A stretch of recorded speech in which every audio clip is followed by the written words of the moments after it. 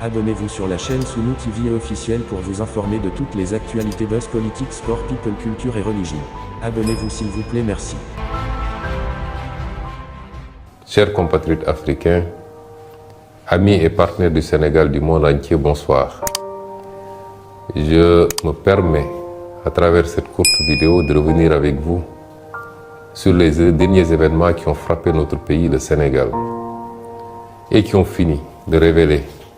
ou de confirmer au monde entier, mais surtout au peuple sénégalais, le véritable visage du président Macky Sall. Visage qu'on peut dépeindre sous les couleurs de la haine, de l'acharnement, de la violence gratuite par ses forces de défense et de sécurité, de la persécution permanente contre toutes les voix dissidentes,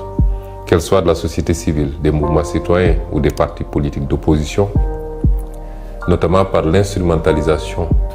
d'un pan entier de la justice. Pour tous ceux qui ont douté encore, ce qui s'est passé aujourd'hui en est une parfaite illustration. Je commencerai par regretter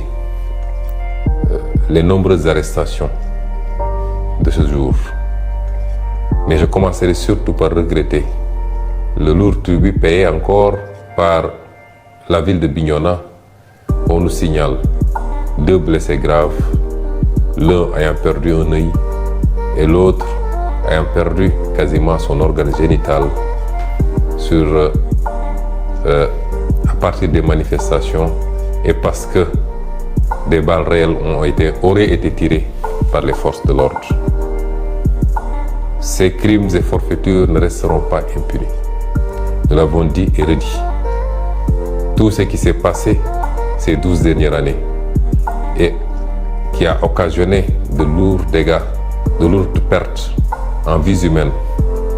en intégrité, en atteinte aux intégrités physiques,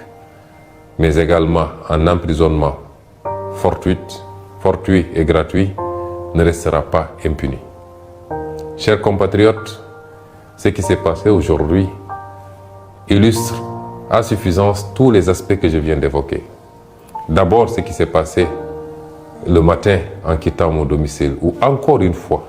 les forces de défense et de sécurité ont obstrué le passage pour essayer de nous imposer une trajectoire, un itinéraire, ce que nous avons refusé, allant jusqu'à heurter des véhicules de notre convoi. Ce qui s'est passé ensuite au niveau du palais de justice, où le juge en charge de ce dossier a voulu, pour des raisons que personne ne comprend, retenir ce dossier aujourd'hui et le juger, le vider aujourd'hui même, alors que quasiment tous mes avocats venaient juste de se constituer et n'avaient pas eu accès au dossier, et que les avocats qui en avaient eu accès n'avaient eu accès qu'à une partie du dossier. C'est extrêmement grave. C'est d'autant plus grave que le juge n'a présenté comme motivation à cette attitude que le fait qu'à chaque fois qu'Ousmane Sonko a été convoqué, l'État a été obligé de mobiliser toutes les forces de sécurité et de défense, et que ça a coûté très cher à l'État sénégalais. Avons-nous été demandeurs de ces procès ridicules? Sommes-nous les instigateurs de ces complots et de ces manipulations dont la seule visée est d'obtenir une condamnation pouvant empêcher Ousmane Sonko d'être candidat pour l'élection présidentielle du 25 février 2024. Est-ce que cela peut justifier qu'on empiète, qu'on piétine, qu'on viole les droits de la défense, qui sont mes droits en l'occurrence, simplement parce que la mobilisation de ces dispositifs des forces de sécurité et de défense coûte très cher à l'État du Sénégal? Qu'un juge puisse réagir comme ça est suffisamment inquiétant et doit nous préoccuper par rapport à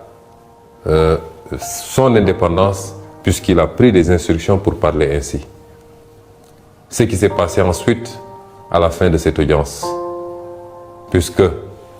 n'eût été l'insistance, j'allais dire même la résistance des excellents avocats qui se sont constitués pour notre défense, que je remercie au passage. Énormément d'avocats sont constitués aujourd'hui. Aucun de ces avocats ne nous a demandé d'honoraires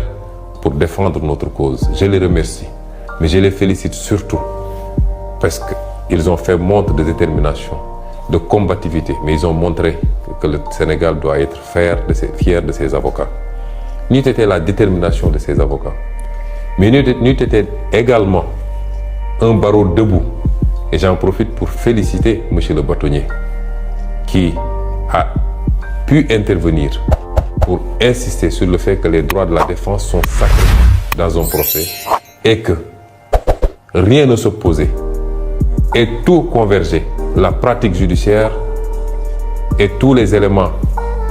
d'un procès, tout convergeait vers un renvoi comme le demandaient mes avocats. Nous avons vu aujourd'hui un barreau debout, un bâtonnier debout. Nous attendons de la magistrature qu'elle soit aussi debout parce que la justice est le pilier fondamental d'une république et la première garante de la stabilité dans un pays. Une justice couchée est un danger pour l'équilibre social, politique, économique, politique, géopolitique d'un pays. Nous demandons à l'Union des magistrats, à l'ensemble des magistrats, procureurs, juges d'instruction, à revenir à la raison et à comprendre qu'ils ont un sacerdoce, c'est de servir, de juger au nom du peuple sénégalais et non pas de servir les desseins politiques d'un régime et du président Macky Sall. Ce qui s'est passé au sortir de cette audience, où le monde entier a pu voir toutes les entraves qui ont été faites sur mon convoi, que des forces de défense et de sécurité aient mobilisé des engins lourds pour bloquer le convoi, essayer de lui imposer encore une fois un itinéraire qui n'était pas le nôtre, vouloir impérativement nous faire passer par le tunnel de Soumbédioune, où il y avait un piège puisqu'il y avait des nervis du régime qui étaient positionnés de part et d'autre de ce tunnel, équipés au même titre que les forces de l'ordre de grenades lacrymogènes et d'armes. Ces forces de l'ordre ont voulu nous forcer à passer sous le tunnel alors que rien ne s'opposait à ce qu'on puisse passer au-dessus du tunnel. C'est cela qui a amené le blocage du convoi, les jets de grenades lacrymogènes, et c'est ça qui nous a amené à la situation que vous avez vécue. Ces mêmes forces de défense et de sécurité ont voulu m'imposer de sortir de mon véhicule pour entrer dans de leurs engins blindés. Ce que j'ai formellement refusé parce que j'ai quitté mon domicile en citoyen libre, à bord de ma voiture, accompagné de ma sécurité, pour aller au tribunal. Et je tenais à rentrer dans les mêmes conditions. Ce qu'ils m'ont refusé, allant jusqu'à exercer une violence inédite, inouïe, gratuite sur mon véhicule et sur ma personne. Le monde entier a vu des agents des forces de l'ordre casser la vitre de ma voiture, forcer les serrures pour m'extraire de force de cette voiture et me conduire directement à bord de l'un de leurs fourgons blindés. Ce que rien ne justifiait. Puisque si les forces de l'ordre veulent nous faire croire qu'avec tout ce dispositif qu'ils avaient déployé, ils n'avaient pas les moyens d'escorter notre convoi et de nous conduire à notre domicile, personne ne peut y croire. Le pire,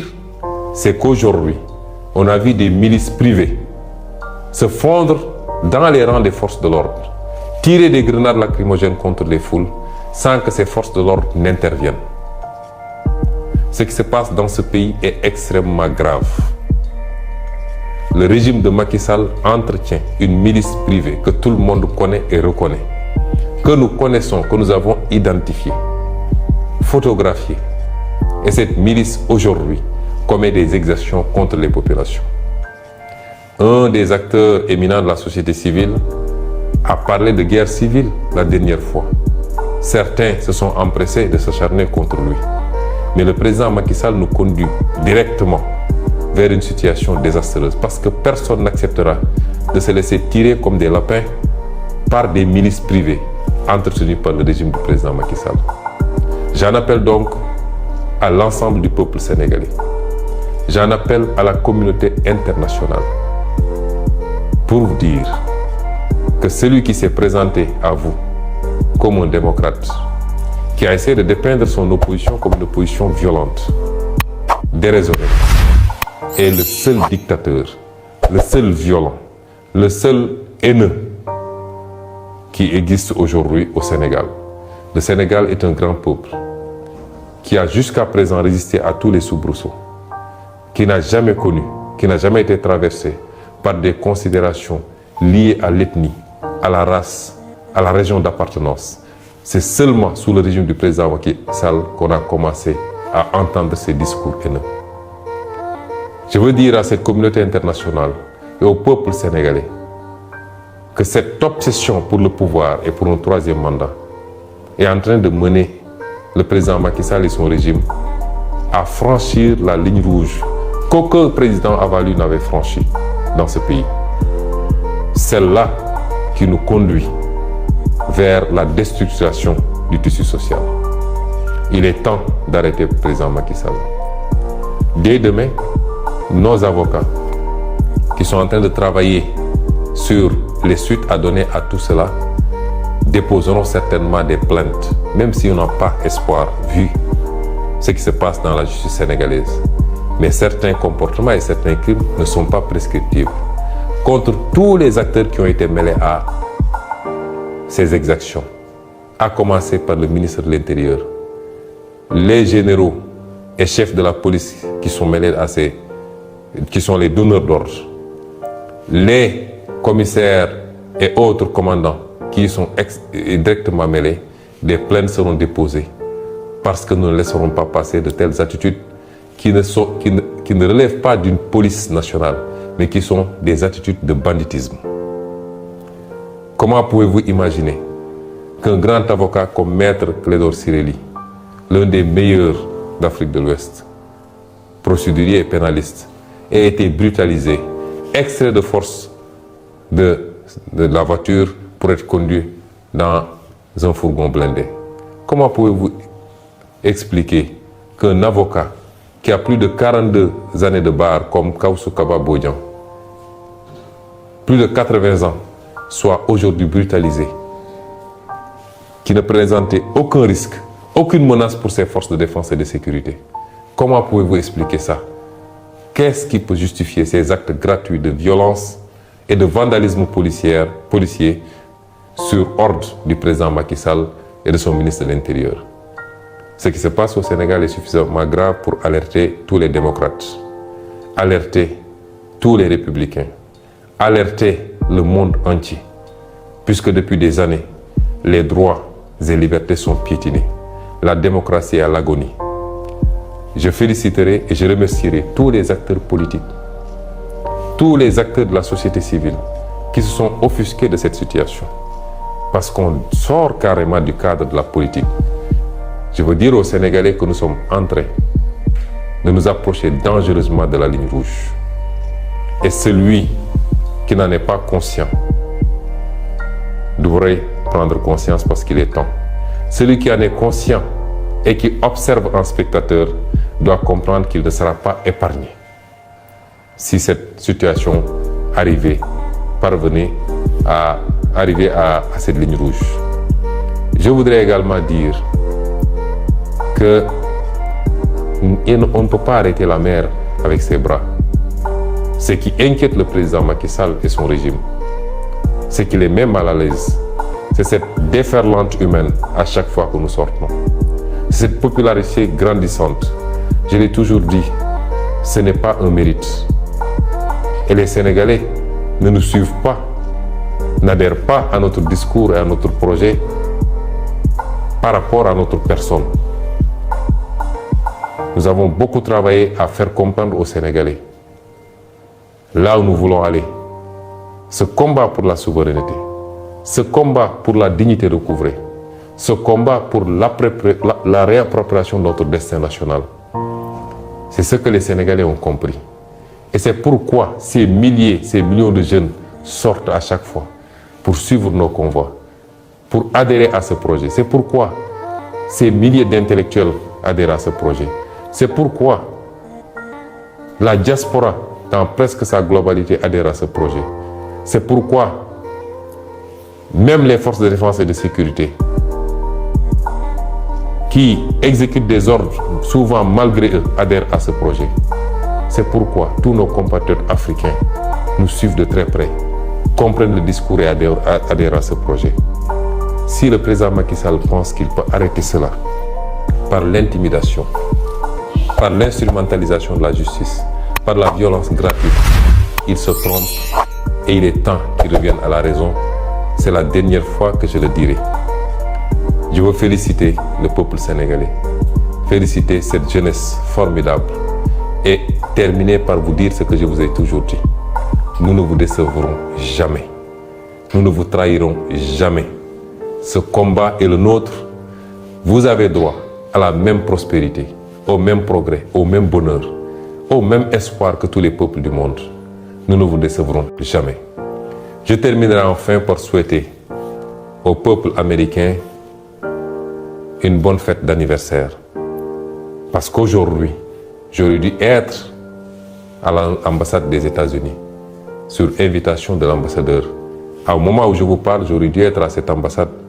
pour célébrer avec eux, avec ce grand peuple américain, sa fête d'indépendance. Je suis, malgré moi, sous résidence surveillée et de manière tout à fait illégale parce qu'aucun juge n'a décerné une ordonnance pour que je sois sous résidence surveillée. On me refuse tout déplacement hors de mon domicile, barricadé par des chars de combat, par des dragons, par des véhicules lourds et par des centaines et des centaines de policiers et de gendarmes. Je voudrais dire au monde entier que voilà le visage de Macky Sall et de son régime. Je vous remercie. Mbokki Sénégal, asalaamaaleykum. ñu ngi leen di nuyu di leen ziar di dellu seeg yéen ci lu gàtt rek waxtaan ak yéen ci xew-xewu réew mi. ñun ñëpp dundandoo li xew ci réew mi bésu tey jii muy citoyen bu ñu woo tribunal mu mel ni rek saa suñu woowee situation boobu tribunal réew mi day taxaw réew mi dootul noqi réew mi dootul dox waaye li ci gën a garaaw mooy ñoom ñi koy woo tribunal ñooy suuxat fitna gi. ñu ngi masawu ñëpp ci li ñu dund tey ndax métti woon na ci ñëpp doore ko ci ki gën a yombule mooy ki nga xam ne tey bëggoon na xëy liggéeyut wala bëggoon na ubbi magasin ubbiwu ko ba ki ci gën a jafele mooy ki nga xam ne gaañu na ci gaañu gu métti ci diggante boobu nag lu nekk ngi ci ñii jàpp nañ leen ci lu teguwul yoon ñii yàq nañu seen alal ñii sànni nañu saxaar su bon si ci seen biir kër ñun ñëpp ñuy ànd di leen masaw bu ñu sañoon du am bu ñu sañoon du demee noonu waaye dafa fekk Sénégal am buur goo xam ne buuru fitna la buuru jaay doole la buuru dóoraate la buuru tojaate la buuru reyaate la ñu koy dund nag depuis ay at bi ko yàlla tegee fii ba léegi waaye mu mel ni at yi weesu rawatina ñett yi dafa gën a tar may masawu ñëpp di ci jiital nag la xew fële ci Bignona nga xam ne wax nañ ñu ci balaa ñuy door waxtaan gi ñaar ñoo xam ne gaañu nañ ci gaañu goo xam ne am nañu njort ni ay bal fetal lañ leen dóor kenn ki ñàkk na ci bëtam keneen ki nee nañu ci awra gi lañ ko dóor ba boo moytul ñàkk na ko définitivement ñuy laaj dañuy laajoon te laajaat ko mooy lu tax Bignona ndax keroog rek ci àjjuma bi manifestation yu métti am na ci suñu dëkk gee di Mbàkke waaye kenn dóoru fa balu fetal kenn tuuru fa bëtu nit kenn gaañu fa nit boo xam ne fetal la lan moo waral saa su ne bu dee foofa la ñu ne dóor nañ fa balu fetal ñu leen di massaw seen waa kër di massaw ñëpp rek. mbokk yi li xew tey ñun ñëpp ko gisandoo wooti nañu Ousmane Sonko ne ko ñëwal tribunal waaye bi Ousmane Sonko di génn këram lañu commencé fitna gi lan moo waral saa suñu nee Ousmane Sonko woo nañ ko ñoom ñoo koy daggal fu mu war a jaar ak nu mu fa war a jaaree gis ngeen ni bi ñuy génn suñu kër ba egg fii ci rond-point VDN bi lañu commencé provocation yi ba benn ci seen oto waaye sax nee nañ ñu du seen oto ñoom alkaati yi am na ñu ma ne oto nervi yi la mooy samba boo yi nga xam ne tey APR ak ñoom waa kër Macky Sall ngemb nañ leen jox leen doole jox leen gànnaay ñiy jox takk der yi ñu am sañ-sañu di sànni ay grenade waaye yor sax ay fetal te saa su ne ñooy jaxasoo ci mbir mi fitna yu bëri yi ngeen gis ni ci ñoom lay jóge foofu la ñu commencé fitna gi topp ko ba ñuy egg tribunal ba ñu eggee tribunal it baax na sénégalais xam la xew ci tribunal tey ndax nit yor na làmmiñam fu ne mu wër fa wax fa ma dellu leen wax leen li ma leen di wax gis ngeen dossier bi gisaguma juge bu ci condamné Ousmane Sonko ni ma ko waxoon ci beneen dossier bi ndax nag sàcc ndënd yomb na de waaye foo koy tëggee wër ci télé yi di wax yomb na trop waaye dossier bu gën a vidé bii amul la ma waxoon yépp ma féddali ko moom moomu di wax Mame Mbaye Niang rapport IGF da ko épinglé mu def ay njombe yu garaaw yoo xam ne document yëpp ñu ngi ko yor Sénégal ñu warul wax rek kay wax tey jii dafa waroon taxaw ci kanamu àttekat ñu koy àtte loolu lépp ñu yor ko moo tax jarul yuuxu jarul wax buñ ci eggee rek dinañ def li ñu war a def te ñi war a seede yëpp nag il faut ñëw seede commencé ko ci Amadou Ba ndax moo taxaw ci assemblée nationale ne rapport bi am na ba jox nañ ko ñi ñu ko war a jox ñëpp kon sénégalais kenn du leen fooye def li ñuy def ba pare yor seen làmmeñ di wax ba pare ne kenn du ci tudd mun nañu noggatu ay journaliste waaye Ousmane Sonko du ñooña ba ñu eggee amul luñ ciy ragal waaye dossier justice dafa am nuñ koy gérer ba ñuy dugg ci foofu juge bi ñu fa fekk la fa nekkoon ci dossier bi daf leen renvoyé juge boobu di bëgg a parax-paraxee ne tey mu taxañ dossier bi tey mu àtte dossier bi ci jamono joo xam ne li ëpp ci samay avocat ñi ngay doog a constitué wu joxaguñ leen sax dossier bi xanaa kay nit balaa nga koy défendre balaa nga koy layal nga jot dossier bi ba xool ko jotuñu dossier bi kenn ci avocat yi moo jotoon dossier bi te joxuñu ko dossier bi yëpp ndax am na ay clé USB yu ci ànd joxuñu ko waaw avocat yi ne ko génneel ko sax loo xam ne chambre am boobu moo ko attewaat ko ay dossiers yoo xam ne renvoyé nañ ko 6 mois 8 mois doog ko atte ne ko monsieur le juge yow yaa ne dossier bi dossier bu ordinaire la looy parax-paraxee ñun ñu ngi doog a egsi mais ñu jot dossier bi ndax daw nañ ci parquet muy làqatu jël dossier bi nëbb ko kon may leen ñu jot dossier bi dem jàng ko bu baax ñu jàpp beneen date boo xam ne bu ñu ñëwee ñëpp mën a lay juge bi bëgg ne leen mun naa leen jox dossier bi may leen 15 minutes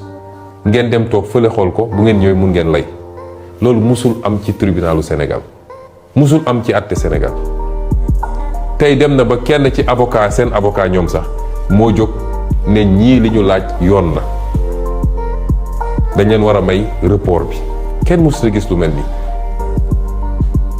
ñi nekkoon ci tribunal ba tey ñëpp am na ñu leen métti ci juge bi ni mu bëggoon doxalee dossier bi muy lu tey xel ñu dellu si mu dem ñëw ne li tax mu bëgg ñu def àtte bi tey mooy saa su ñëwee Ousmane Sonko dëkk bi day taxaw ñu war a génne xaalis bu bari pour mobiliser takk der yi seen oto yi carburant bi muy consommé ak nangam waaw léegi juge war naa wax loolu li nga xam ne mooy àq ak yelleef ki ñuy àtte nga xam ne même ci diine sax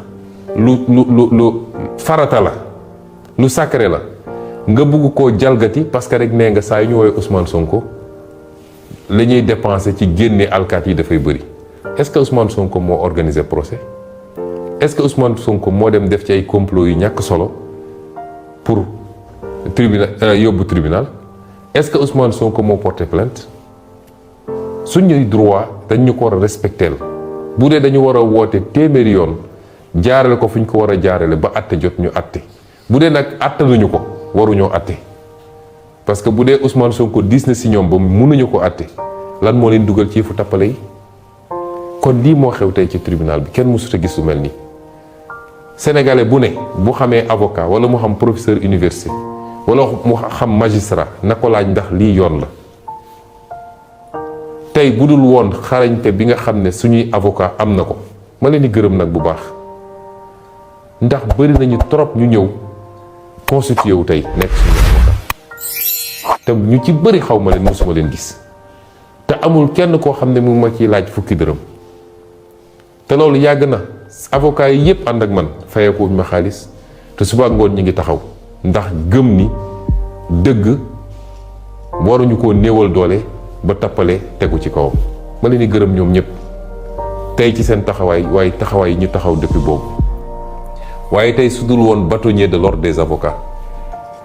ñu koy féliciter di féliciter le bâtonnat parce que tey wane nañ ni acteur justice yëpp jébbaluwuñu ci Macky Sall acteur justice yëpp fàttewuñu lan la ñu waatoon biñ leen di solal seen gradu acteur justice ndax justice tam dañ ciy wax magistrat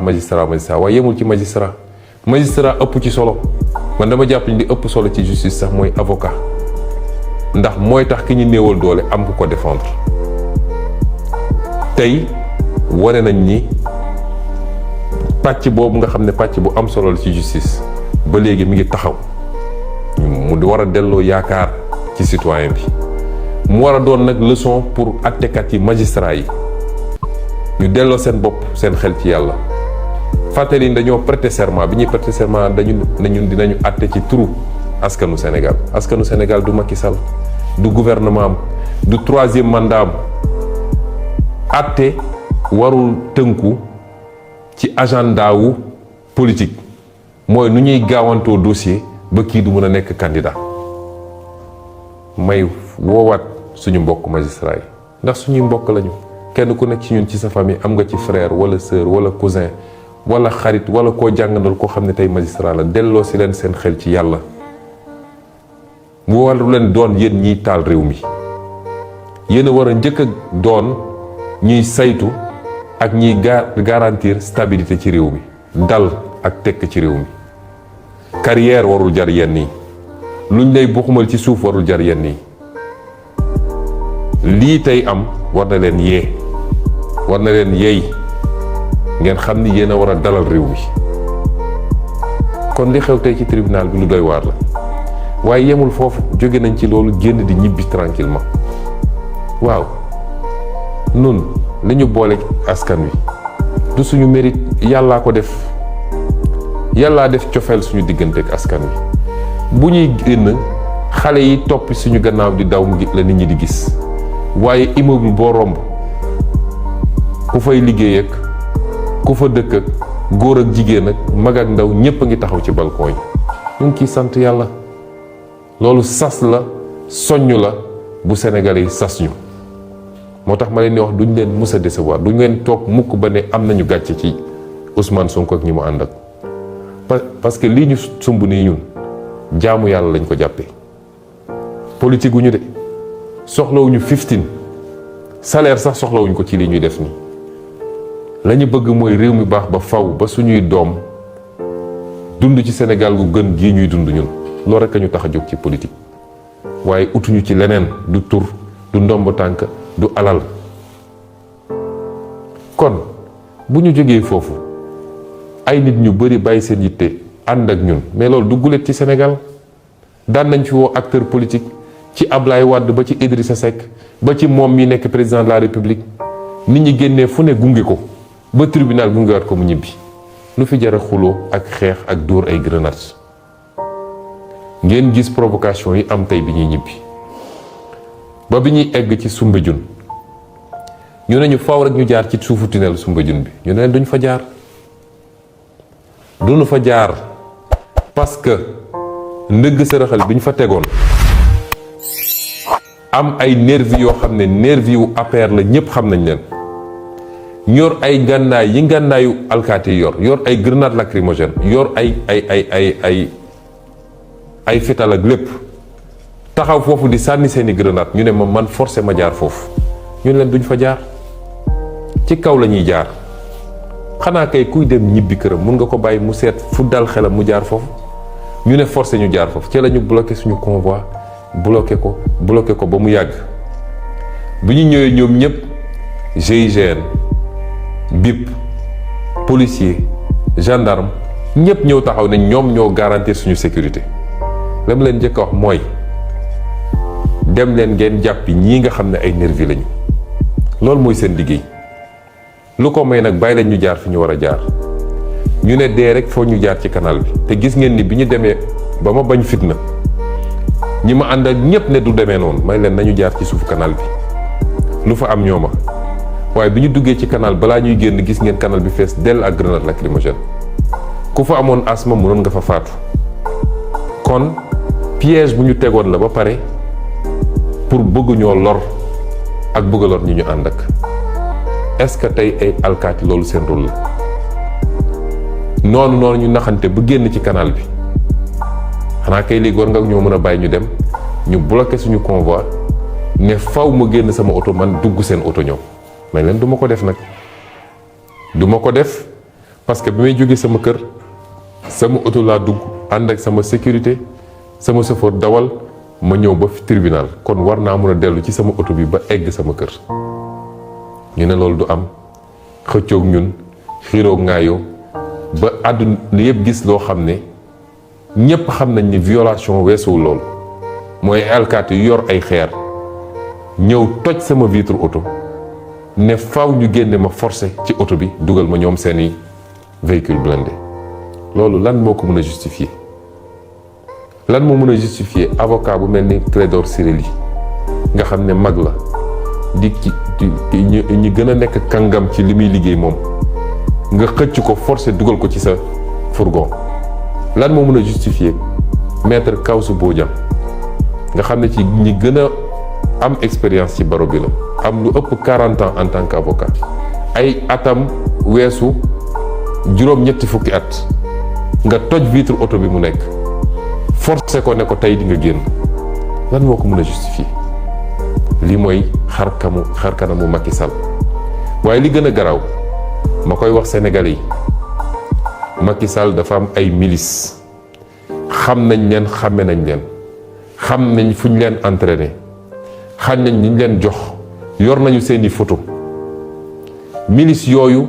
njombe yu am ñaare ci manifestation yi ñoom la ñuy yóbbu Casamance te Doudou Ka moo leen di yóbbu ñu yor ay fetal di tiire ci kaw xale yi milices yooyu duñ leen continuer seetaan ci lii keroog kenn ci société civile bi muy Alioune Tine dafa wax ba tudd guerre civile ñëpp tëbandoo di wax magum waxoon naa ko moo gën waxum magum xamoon naa ko parce que kenn du nangu nag toog di seetaan ay nit yor ay ngànnaay di la tiire mel ni ku yor ay lapin lii Macky Sall di def ñëpp mën nañ ko def nañu téye loxoom wax ak moom balaa muy ëpp parce que réew mi ñoo ko bokk dégg naa leen ñoom waa APR ñu naan dañuy jubilé ñoom xam nañ ni su doon ñun ak ñoom rek ci réew mi ndax làqatu ci gannaaw ay takk der say milice làqatu ci gannaaw takk der yi ñu leen di gis te kenn ñemewu leen jàpp parce que instruction bu ñu jot la ñoom ne leen bu leen teg loxo ci ñooña loolu du njàmbarte njàmbarte dëgg mooy bis bu ngeen amee fit ba ne yéenay jóg jàkkaarloog patriotes yi nekk ci Sénégal yàlla bu ñu mus a egg ci loolu ndax bi ñu eggee ci mois de mars bëri na ci yéen ñii waa APR yi yu doon wër suñuy kër naan dimbale leen ñu dañoo bëgg a transhumé ba ci Mame Mbaye Niang moomu yor làmmiñam di wax fu ne wër na fa dem gisi samay nit neen wax leen ak Ousmane Sonko man damay transhumé kon fit amu leen ko te réew mi ñoo ko bokk te jeexagul nañu téye loxo Macky Sall ndax fi mu jëmee réew mi baaxul fi mu jëmale réew mi baaxul te baaxul ci moom d'abord parce que cour pénale internationale lay mujj ne continuer rek di dóor di rey ak di tëj ba tax nag lii am tey garaaw na gravité boo xam ne suñuy avocat bu soobee yàlla ci fan yi dina am loo xam ne dinañ ko jébbal justice doonte amuñu ci yaakaar ndax li ñuy paraxee naan dañoo bëgg a àtte Ousmane Sonko man déposé naa lu mat juróom-ñeenti plainte yoo xam ne 2017 ba léegi justice traité wu ci benn juróom-ñeenti plainte te tey bu kenn déposé woon plainte tey suba ñu ne ñu ngay woo Ousmane Sonko loolu ban justice la waaye comme lii ñu def nii dafa di loo xam ne dara mënu koo far yàgg-yàgg dinañ ko layoo moo tax samay avocat woo ma ne ma lii mënuñoo bàyyi mu jàll dañ déposer plainte ma jox leen ci sama ndigal kon sénégalais sénégalaise réew mi ñoo ko bokk Macky Sall moom mu ko donn ko fii la ko fekk fii la koy ba bu ñu nangu Macky Sall féewale ñu bu ñu nangu mu yàq réew mi doog a dem bu ñu nangu mu jaxase nit ñi ci ay xeet wala ay région wala ay waaso waaye bu ñu nangu lañu def ñoom ci seeni njombe tax ñu tiit ba tax ñu bëgg ñoo forcer ni dinañu def 3e mandat wala ñu bëgg ñoo forcer ni ñoom dinañu tànn kan moo war a nekk candidat ak warul nekk sénégalais yi ñoom dong ñooy tànn bu jotee moo taxit ñu ngi leen di masawu waaye ñu ngi leen di gën a soññ bëri na sénégalais yu ñuy woo wala ñuy bind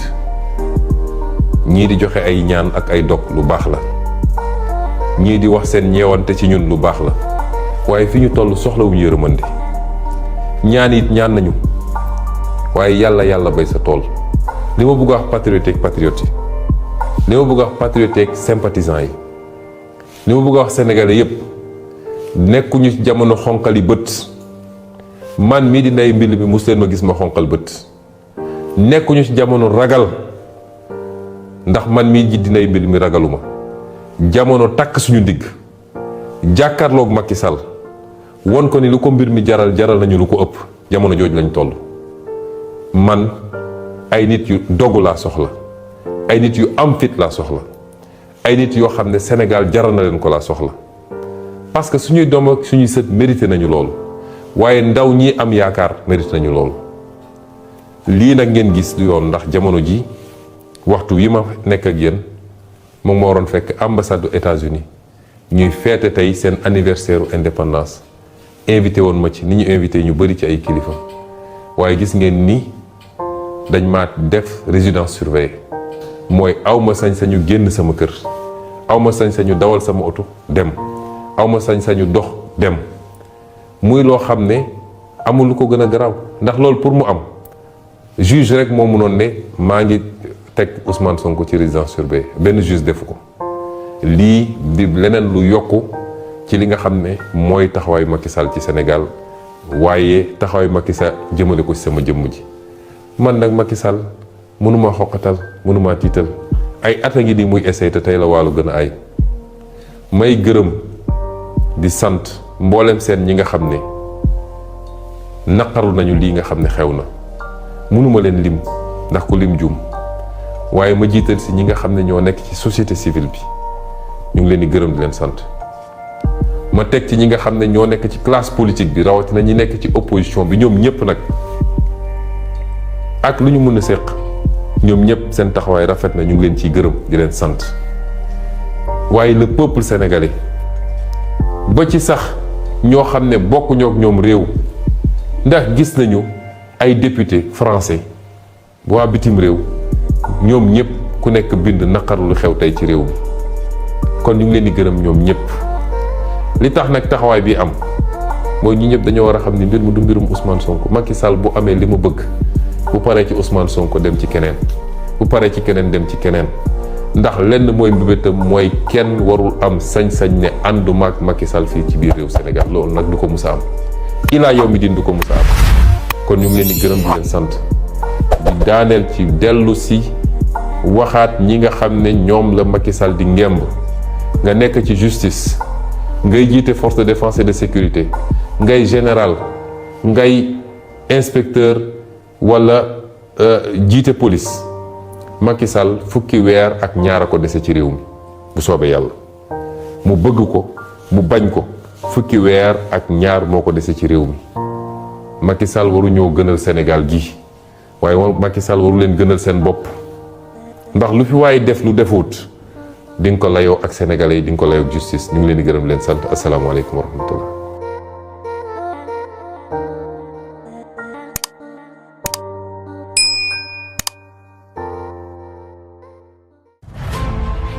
Abonnez-vous sur la chaîne Sunu TV officielle pour vous informer de toutes les actualités buzz politique, sport, people, culture et religion. Abonnez-vous s'il vous plaît, merci.